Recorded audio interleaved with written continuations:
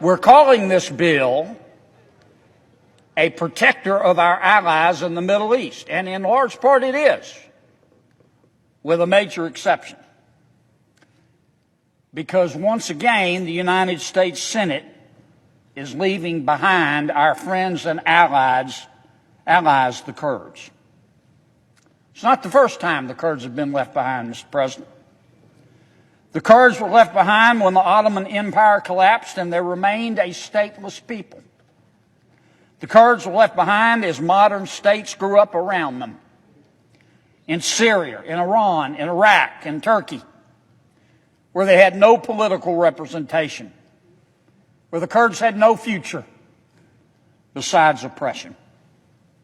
The Kurds were left behind again in 2011, when Allied troops pulled out of Iraq and ISIS was just beginning to emerge. It's time, Mr. President, that we break that pattern once and for all, and the Senate can do it in Senator Rubio's stellar effort in the form of S1. Mr. President, there are 30 million Kurds in the Middle East. They don't have a state. They don't have a country to call their own. They're not really safe anywhere. As a result, the Kurdish people have suffered tremendously throughout history. They've been subjected to discrimination, massacres, forced relocation, and countless other human rights violations. Saddam Hussein attacked more than 4,000 Kurdish villages, not people, Kurdish villages, with poison gas and other chemical weapons during the Iran-Iraq War. 180,000 people died. They were murdered. Many more were tortured. Even more were imprisoned. Thousands fled. Not that they had anywhere to go. In the 1990s, Turkish soldiers made a hobby out of burning down Kurdish villages. Since 1984, more than 40,000 Turkish Kurds have been killed. They still face oppression today in nearly every country they inhabit. The Turkish defense minister made that clear in December when he said that when the time comes, the Kurds, quote, will be buried in the ditches they dug. No one should doubt this. That's a quote.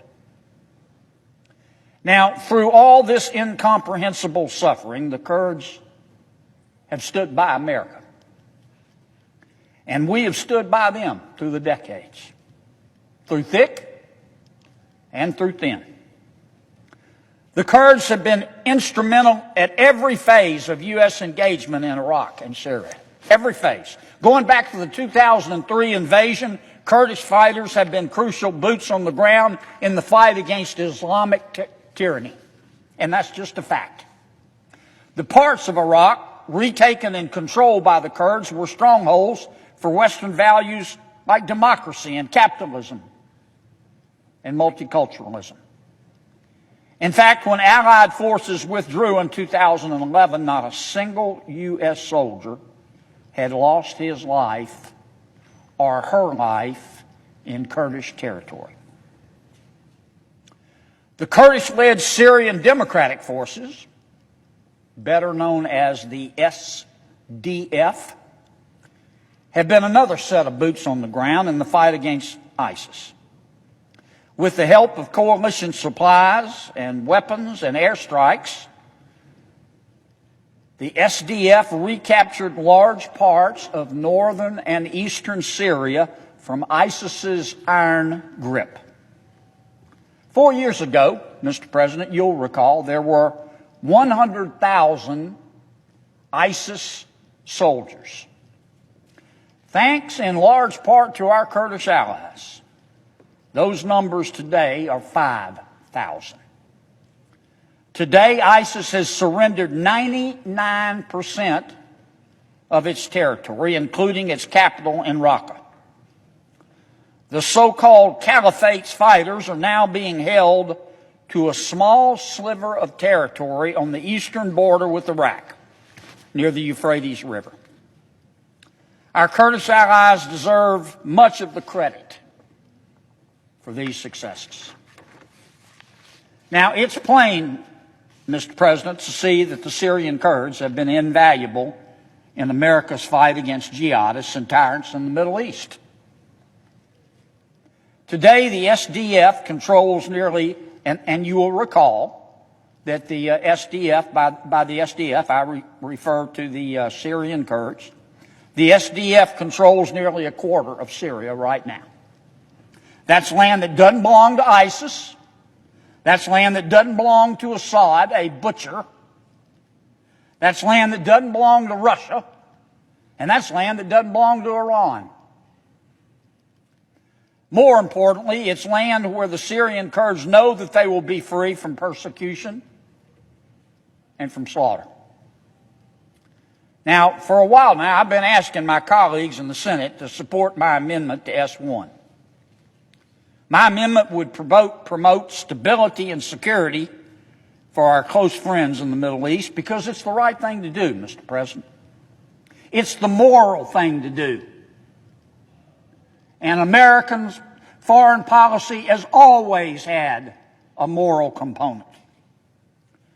My amendment will allow the U.S. to defend the Kurds in Syria by giving the President, not requiring the President to do anything, but it would give the President the authority to use our military as he deems fit to keep our promise and to protect our allies and all of our allies. And after all, the Kurds have contributed to the fight against ISIS, and we owe them some peace of mind as we draw down our presence in the region. As we draw down our presence in the region, it's time to stand up and stand by our friends to make sure the fight stays won. The threat of U.S. military force, Mr. President, has been a major deterrent for the reemergence of jihadists like ISIS and al-Qaeda. As the President knows well, weakness invites the wolves. Our presence has held back Assad, it's held back Turkey, it's held back Russia, and it's held back Iran from gaining stronger footholds in the area. Without assurances of our support, as we wind down our effort in Syria, the Kurds will be left behind to fend for themselves. And without the Kurds, we cannot be certain who will step in to fill the power vacuum in the areas of Syria that they currently control. We can only guess, and the answers to those guesses don't look good. If the Kurds are vulnerable to attack from Turkey or Syrian rebels, they may have to turn to their enemies for protection out of fear. And even if they don't, they can't fight off the Turkish military if the Turkish military decides to attack and pursue the remnants of ISIS at the same time. To abandon the Kurds now would be unconscionable. To abandon the Kurds now would compromise the security of our allies, Israel and Jordan, and it would risk exposing the region to more turmoil. I want to urge my colleagues in the Senate to think about the Kurds, Mr. President, as they consider how best we can strengthen Americans' interests and security in the Middle East. It's time we make sure that America keeps the promises that we've made to all of our allies. Not just some of our allies, all of our allies in the Middle East.